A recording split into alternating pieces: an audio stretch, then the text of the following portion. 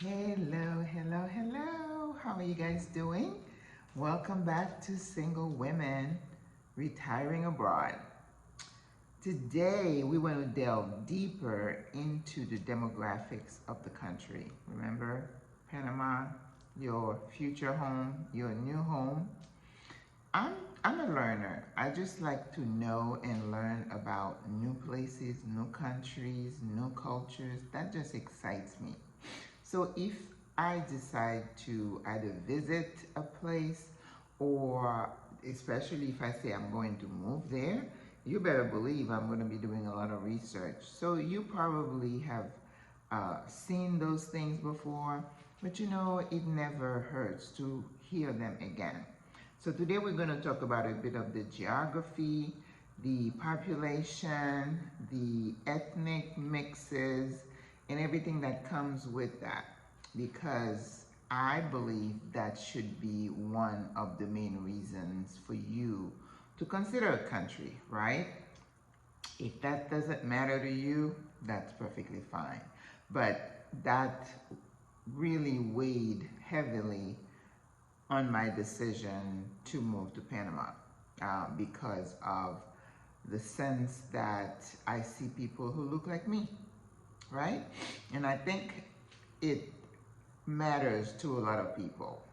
So, if you don't know who I am, by now you should. My name is Maggie Lazar. I am a retired nurse practitioner, and I have been living in the country of Panama as a retiree since last January 2023. I have been here this long and still loving it, so that should say a lot. We, in a previous video, oh, don't forget to like, share, subscribe. I'm bad about that. But hopefully, if you watch one of the videos and you like what you saw, you want to come back and see some more videos. So please subscribe, because apparently, if you share the video, if you like it, there is something called the YouTube algorithm. I keep saying it's above my pay grade. I don't understand how that works. But anyway, my hope is that a lot of you are going to see them. You're going to have some questions. And when you land here, you're going to reach out and I'm going to take you for coffee, take you around. I'd love to do that because that's just the way I am. So the population of Panama, if you look at Panama on the map, you're going to see it like a little stretch. They say it is shaped like an S, right? And it is between Colombia to the north, Costa Rica to the south. And the reason they refer to it as an isthmus, ISTHMUS, it's defined as a narrow piece of land that connects two larger pieces of land, Colombia, Costa Rica, and then it has water on both sides. I'm a little confused about the water thing because I know we have the Atlantic Ocean, the Pacific Ocean, which is what they use, for the canal and all that. And the Caribbean Sea is also involved in there, like around Bocas del Toro. We have a lot of Caribbean areas there. And the beaches are different from the Pacific side to the Caribbean side. So because it is a narrow strip of land, like I said in the other video, someone said you can rent a car and drive from the north to the south of the country in about 8 hours. So the landmass there, the length of that S is about 772, no, that's the land size, 772 square kilometers. Am I saying the right thing? No. That's what happened when you're doing research and then you're writing everything down. So the landmass of Panama is about 75.5 kilometers square, right? That's a whole land area, which they say it's about 28.9 square miles. So this is how you define the surface area of a country. And in relation to a U.S. state, they said it kind of mimics the size of North Carolina or South Carolina. But I am not North Carolina. I'm not, I don't know North Carolina. I think I've driven through it in terms of size, so I have no concept. But apparently, if you can compare a whole country to a state, so it's not that big, right? All right. And it also says that the length of it, this is where the 772 kilometers. So when you are driving from north to south, you're driving about 480 miles. And that's why you can do it in a day. 480 miles, we do that easily, or if we're traveling like from Florida to New York, right? And then the width, which is because it's narrow, it's only about between 60 177 kilometers, which translates to about 37 to 110 miles. So it is not very wide for a whole country. We're not talking about a state, we're talking about a country, all right? So Panama is small, y'all. It is not a big country. The population is, they had a census. They do their census, I believe, every 10 years. The last one was in 2010. They were supposed to do one in 2020, but then COVID hit, so it was delayed. I remember I was here last January. They were knocking on doors, coming and asking me questions. And I was like, they're asking me, I'm a foreigner, but they want to know how many foreigners are living here. And we'll talk about that in a minute. So the census was delayed. So what they came up with, the numbers are about 4.4 million, close to 4.5 million total population, which about 1.9 million live in the city area. So Panama City, that's where most people are. And when you talk to people who are from Chitre, like young people, Chitre, like Stablas, and even some from Chiriquí, they say they come to the city to find work, which is not unusual. A lot of people do that in other countries. So Panama City is the largest city. The second largest city is David in Chiriquí province. So in the previous video, I told you Panama had 10 provinces, and I believe I made a mistake and I'm saying 10 districts, but 10 provinces that you can equate to like a state. And the state, and the province is divided into district, and the districts are divided into corregimientos, which are the little neighborhoods, and of which Panama City has 26, I believe. So there are a lot of different little neighborhoods, and I'd love to see every single one of them. I love that discovery. So you have the landmass, you have the size, you have the population. So out of the population, this is where the data is a bit confusing.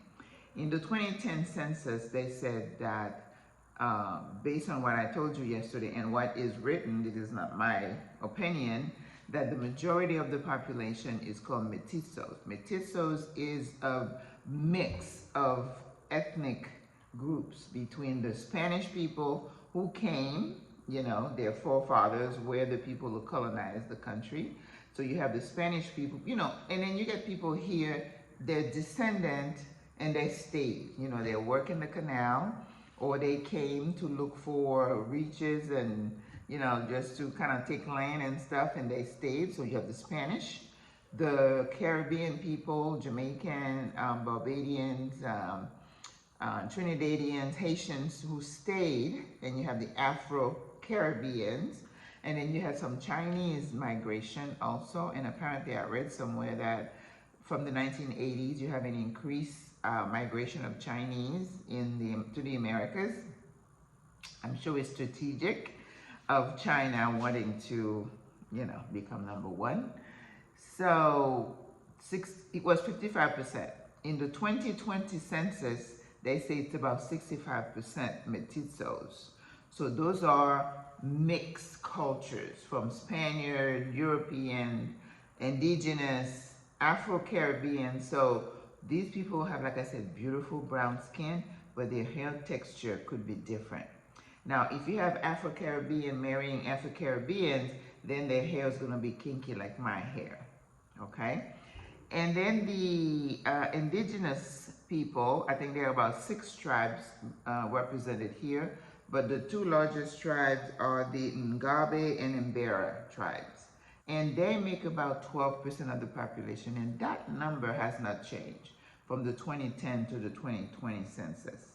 What has changed, potentially, is the number of Afro-Panamanians. In the 2010 census, it was listed as 9.2% of the population referred to themselves as Afro-Panamanian. In the 2020 census, I'm getting conflicting data. Some of the data said that number jumped from 9.2 to 24.5%, which is a nice chunk. And then another place I read, that number is still 9.2. You know, when you're doing census, people sometimes don't even want to talk to the census people. So you're not sure if people are truly represented. And but by looking around, and I don't know, I don't think it's 24.5%, but that's just me. But of course you have to go by what the numbers say. In Panama, the places where you're going to find most Afro-Caribbeans in the city is in a neighborhood called Rio Abajo. So if you want to get some good Caribbean food, some saltfish and ackee, and I went and I got that, you go to Rio Abajo. But the largest population of Afro-Panamanians are in Colón, which is it a province? It is a province, okay? And then you can go to the second largest group, supposedly, is in Bocas del Toro, okay? So we visited Bocas and we did see some Afro-Panamanians there. And then you have mulattoes, which is usually a mixture of black and European, 6%. And then Asians are estimated to be about 5%, right? So I think it gives you a sense of the mixture of races and color in Panama, even though most people will tell you that racism in itself is not a big thing here, but classism is. They deal with you, they look at you based on your economic status. Now, we can talk about later on, is there racism in Panama? Of course there is. My experience is whatever it is, maybe I'm not calling it racism, it usually comes from my experience from foreigners, not the natives. The natives are nice, very welcoming, they want to learn English, they want to help you, they talk to you, but people who come from some other place, they bring their baggage with them. But you know what, I'm just so old, I just can't even address it. I just keep it moving. We talked about religion yesterday being 80% in one set of data, but I look at another piece of data and it says Catholicism is only about 48%, and then you have 30% Protestant. I don't think I believe that number, because definitely this country is heavily Catholic.